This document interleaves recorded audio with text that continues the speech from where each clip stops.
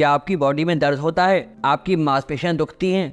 आपके जोड़ दुखते हैं, जैसे कमर हो गई, घुटना या पैर का अंगूठा? अगर ऐसा हो रहा है, आपको चलने फिरने में तकलीफ होती है, उठते बैठते मांसपेशियां दर्द करती हैं, अकड़ जाती हैं, तो संभवतः आपकी बॉडी में यूरिक एसिड की मात्रा सामान्य से अधिक बढ़ रही होगी। तो इसलिए आज का वीडियो आपके बहुत काम का होने वाला है, क्योंकि आज के वीडियो में हम जानेंगे कि यूरिक एसिड क्या होता है, किस तरह से ये हमारे जोड़ों को खराब कर देता है। साथ में अगर आप चैनल पर नए हैं, पहली बार विजिट कर रहे हैं, तो सब्सक्राइब अवश्य कर लें। मैं हूं आपका फिजियोथेरेपिस्ट डॉक्टर अभिनव Chaturvedi, director Rooprani health care से, आगरा से। सबसे पहले समझिए कि यूरिक एसिड होता क्या है और कैसे हमें अफेक्ट करता है। तो यूरिक एसिड हमारी बॉडी में जब बढ़ता है तो ये क्रिस्टल के फॉर्म में हमारी मांसपेशियों में और हमारे जोड़ों में इकट्ठा हो जाता है, जिसकी वजह से हमें दुखन होती है और दर्द होता है मूवमेंट के समय।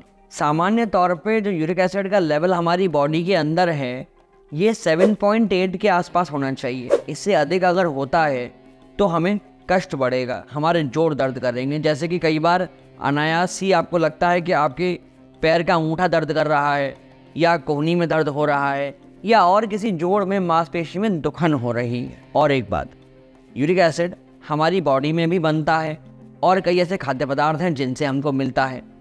तो अगर यूरिक एसिड के बढ़ने को आप अनदेखा करते हैं तो कई बार ये भी देखा गया है कि यूरिक एसिड के बढ़ने की वजह से, अधिक मात्रा की वजह से, कई लोगों को किडनी में स्टोन भी डेवलप हो गए हैं। इस प्रकार के यूरिक एसिड के बढ़ने को हम लोग कहते हैं गाउट। ये एक प्रकार की गठिया होती है, आमतौर पर एक टेम्परेरी स्टेट होता है, जैसे कि ऑस्टियोआर्थराइटिस होती है। ऑस्टियोआर्थराइटिस में जोड़ों का डिजेनरेशन होता है, इसलिए वो खराब होते हैं। यहाँ पर गाउट की समस्या में यूरिक एसिड के डिपोजिशन की वजह से हमारे जोड़ खराब होते हैं। अगर आपको भी कुछ इसी तरह की समस्या हो रही है, कुछ कन्फ्यूजन है कि आपको आपके शरीर में दुखन किस वजह से है, तो उस दुविधा को दूर करने के लिए आप हमें इंस्टाग्राम पर मैसेज कर सकते हैं, जिससे कि आपकी समस्याओं का आपको सही हल मिल सके। और अगर आपको मैसेज या रिप्लाई मिलने में थोड़ा समय लगता है तो थोड़ा धैर्य रखें, हमें 1 से 2 दिन का समय अवश्य दें, जिससे हम आपकी समस्या का हल आप तक पहुंचा सकें। अब जान लेते हैं कि यूरिक एसिड बढ़ने की वजह से हमारी बॉडी में क्या क्या सिम्टम्स शो होंगे, वो कौन से लक्षण हैं जो आपको दिखाई पड़ेंगे और आप जान सकते हैं कि आपकी बॉडी में यूरिक एसिड के लेवल्स अफेक्ट हो रहे हैं या बढ़ रहे हैं। इनमें सबसे पहला होता है जॉइंट पेन और मसल पेन। ये देखा गया है कि जिस व्यक्ति की बॉडी में यूरिक एसिड का लेवल बढ़ने लगता है, उसको जॉइंट्स पेन करने लगते हैं। डिफरेंट जॉइंट्स पेन करते हैं, ऐसा कोई तय नहीं है कि खाली घुटना ही दर्द करेगा। हाँ, आम तौर पर इसके सबसे ज़्यादा लक्षण दिखाई पड़ते हैं पैर के अंगूठे में। अधिकतर लोगों के बॉडी में यूरिक एसिड बढ़ने की वजह से पैर के अंगूठे की जो हड्डी होती है, जिसे हम बिग टो कहते हैं, वहाँ पे दर्द बढ़ने लगता है। दूसरा, आपको रेडनेस हो जाएगी, वहाँ पर स्वेलिंग हो जाएगी। अब जब वहाँ स्वेलिंग हो जाएगी तो आपको वो जोड़ मूव करने में तकलीफ होने लगेगी, क्योंकि जो बनावट है जॉइंट की, वो सामान्य तौर पर जो वहाँ फ्लूइड है या सिनोवियल फ्लूइड है, उसके प्रेजेंस में तो मूवमेंट होगा, बट स्वेलिंग बढ़ जाएगी, एक्स्ट्रा फ्लूइड वहाँ पर आकर इकट्ठा हो जाएगा, तो आपको मूवमेंट करने में कष्ट होगा, जॉइंट के मूवमेंट में रिस्ट्रिक्शन आ जाएगा। इसीलिए हमें खास कर अगर कहीं भी बॉडी में दर्द हो रहा है तो विशेष ध्यान देना चाहिए। 3 से 5 दिन अगर ये पेन रहता है तो सामान्य है, यदि उससे आगे बढ़ता है तो ध्यान दें, इसका चेकअप अवश्य कराएं, किसी ऑर्थोपेडिशियन को दिखाएं, किसी फिजियोथेरेपिस्ट को दिखाएं, या कम से कम अपने एक फैमिली फिजिशियन को तो दिखा ही लें। आपसे अपना एक अनुभव शेयर करता हूँ।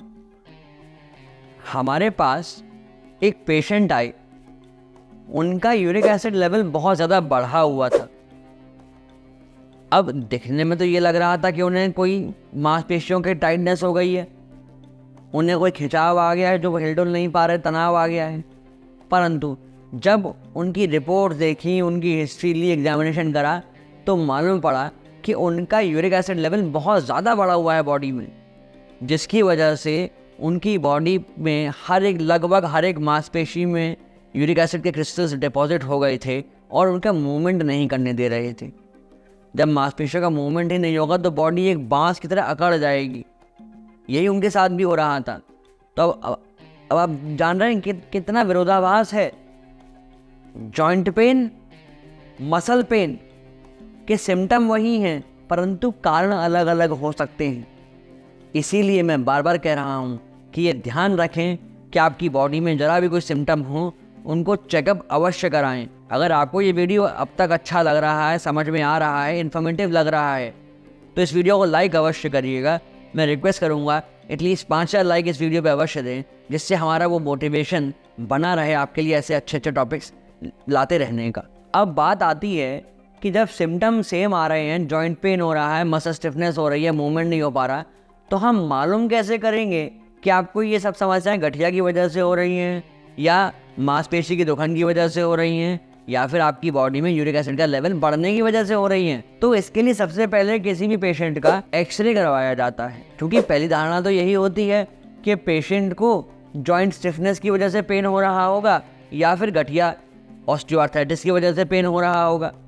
जब हमें एक्सरे में ऐसा कुछ नहीं मिलता कि उन्हें ऑस्टियोआर्थराइटिस हो रही हो या लंबर डिस्क के इश्यूज हो रहे हो या स्पाइन में गठिया हो रही हो, और हम वो कहते हैं कि हमारे अंगूठे में भी दर्द है पैर के, तब उनका ब्लड टेस्ट करवाया जाता है। और ब्लड टेस्ट में करवाते हैं यूरिक एसिड का टेस्ट। आमतौर पर ये वैल्यू 7.8 से ऊपर नहीं होनी चाहिए। इसके साथ ही कई बार लोगों का अगर जॉइंट पेन परसिस्ट करता है लंबे समय तक, तो उनके साइनोवियल फ्लूइड की भी जांच कई डॉक्टर्स करवाते हैं कि कहीं साइनोवियल फ्लूइड में तो इन्फेक्शन नहीं हो रहा है या कोई इन्फ्लेमेशन तो नहीं जॉइंट के अंदर हो रहा है। तो ये कुछ डायग्नोस्टिक टूल्स होते हैं जिनकी मदद से मालूम किया जाता है कि पेशेंट का कहीं यूरिक एसिड का लेवल बढ़ तो नहीं रहा। अगर आपको भी ऐसी कोई दुविधा हो रही है तो आप हमें नीचे दिए गए नंबर्स पे कॉल करके अपनी दुविधा का हल पा सकते हैं। बस आपसे एक अनुरोध और करूँगा कि यदि हमारा कॉल एक बार में नहीं उठता तो निराश ना हो, आप हमें पिंग कर सकते हैं इंस्टाग्राम पर या व्हाट्सएप पर अपनी समस्या और कुछ रिपोर्ट अगर आप पे अवेलेबल हों तो उनके साथ में।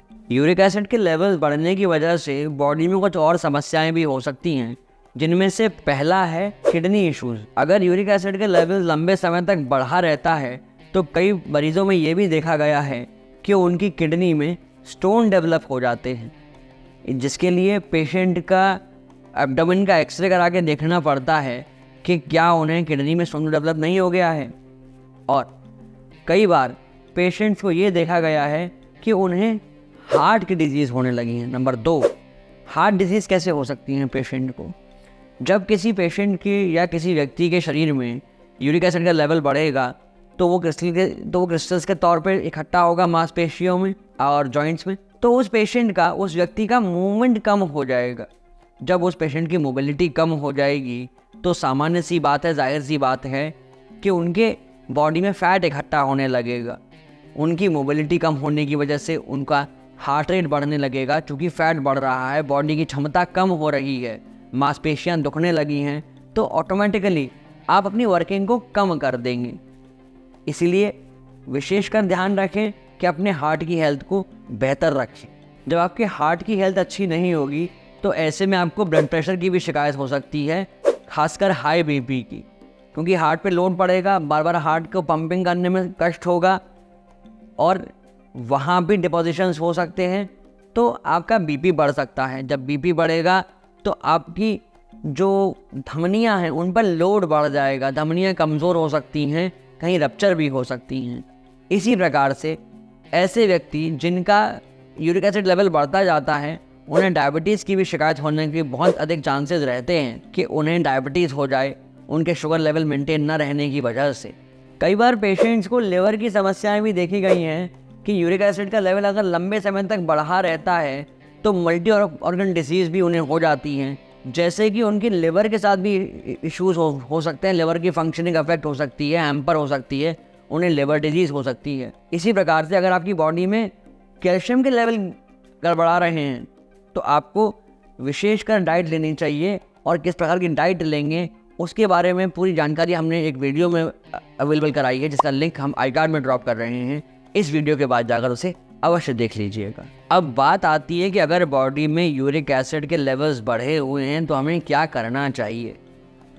सबसे पहले तो हमें एक्सरसाइज अपनी बढ़ा देनी चाहिए, क्योंकि अगर आप एक्सरसाइज नहीं करेंगे, बॉडी को मोबाइल नहीं रखेंगे, तो यूरिक एसिड के जो क्रिस्टल हैं जो फॉर्म हो रहे हैं वो आपकी मसल्स में डिपॉजिट होने शुरू हो जाएंगे। अगर आप अपनी मोबिलिटी बनाए रखेंगे, आप मौका ही नहीं देंगे उस यूरिक एसिड को आपके जॉइंट्स में इकट्ठा होने का या वो स्पाइक्स बनाने का, वो क्रिस्टल्स बनाने का मौका नहीं मिलेगा जिससे आपका जॉइंट डैमेज हो सके। अगला जो पॉइंट आता है वो है आपका वाटर इनटेक। आपको पानी खूब पीना चाहिए जिससे कि आपकी बॉडी डिहाइड्रेट ना हो पाए। अगर आपकी बॉडी में यूरिक एसिड के लेवल थोड़े बढ़ भी रहे हैं तो उन क्रिस्टल्स को सेटल होने का मौका नहीं मिलेगा, क्योंकि आप पानी निरंतर पीते रहेंगे तो वो यूरिक एसिड जो हमारी बॉडी में बन रहा है या अन्य सोर्सेज से आप ले रहे हैं खाने के, वो बॉडी में सेटल नहीं होगा, वो यूरिन के थ्रू पास आउट होता रहेगा और बॉडी में यूरिक एसिड के लेवल्स मेंटेन बने रहेंगे। अगर ये जानकारी आपको अच्छी लग रही है तो ये जानकारी हर आपके जानने वाले व्यक्ति तक शेयर अवश्य करिए, जिससे कि उन्हें भी इसके बारे में पता चल सके, वो भी अपनी बॉडी को चलायमान रख सकें, मोबाइल रख सकें और स्वस्थ बने रहें। नेक्स्ट आता है कंजम्पशन ऑफ अल्कोहल। कई लोग शराब का सेवन करते हैं। सेवन करने से या तो बचें, अगर नहीं बच सकते तो मात्राएं काफ़ी हद तक कम कर दें जिससे आपको कष्ट ना होने पाए। और जब आपकी बॉडी में मूवमेंट कम हो रहा है तो आपका वज़न बढ़ जाएगा। इसीलिए अपने वज़न पे नियंत्रण रखें, चाहे वो खान पान की दृष्टि से हो, चाहे वो व्यायाम की दृष्टि से हो। वज़न कम रहेगा तो बॉडी हल्की रहेगी, मोबिलिटी अच्छी बनी रहेगी, आपको मूवमेंट करने में ताकत कम लगानी पड़ेगी, अगेन जिससे आपकी बॉडी में क्रिस्टल्स का डिपोजिशन नहीं होगा। अब अगर हम बात करें कि आपको बाहर से कहाँ से मिलता है यूरिक एसिड या कैसे बढ़ता है, तो उसमें कुछ प्यूरिन वाले फूड हो सकते हैं जिनकी वजह से आपकी बॉडी में यूरिक एसिड बढ़ सकता है। और अगर हम चाहते हैं कि हमारी बॉडी में यूरिक एसिड ना बढ़े तो आपको कुछ हाई फाइबर वाले भोजन अपने भोजन में ऐड करनी चाहिए, जैसे कि आप नट्स ले सकते हैं और ब्राउन राइस ले सकते हैं। अब खाने में क्या लेना चाहिए क्या नहीं लेना चाहिए इसके ऊपर अगर हम यहाँ बात करेंगे तो वीडियो बहुत लंबा हो जाएगा। इसके ऊपर आने वाले समय में हम एक पूरा वीडियो लेकर आएंगे कि यूरिक एसिड लेवल्स के बढ़ने के लिए क्या खाद्य जिम्मेदार होते हैं और हमें इससे बचने के लिए क्या खाना चाहिए। तो अगर आप वो जानना चाहते हैं तो अपने चैनल को सब्सक्राइब अवश्य कर लें, जिससे जब भी वो वीडियो पब्लिश हो आपको उसका नोटिफिकेशन तत्काल से मिल जाए। फिलहाल के लिए अगर आपके घुटनों में दर्द है तो क्या खाद्य पदार्थ आपको नहीं खाने चाहिए, अगर आप वो जानना चाहते हैं तो राइट वाले वीडियो को जाकर देख लीजिए। और अगर आपकी बॉडी में विटामिन की कमी हो रही है तो ऐसे कौन से 3 विटामिन हैं वो जानना चाहते हैं जिनसे आप स्वस्थ रह सकते हैं, उसके लिए लेफ्ट वाले वीडियो को जाकर देख लीजिए, आपकी समस्या का हल आपको मिल जाएगा। धन्यवाद।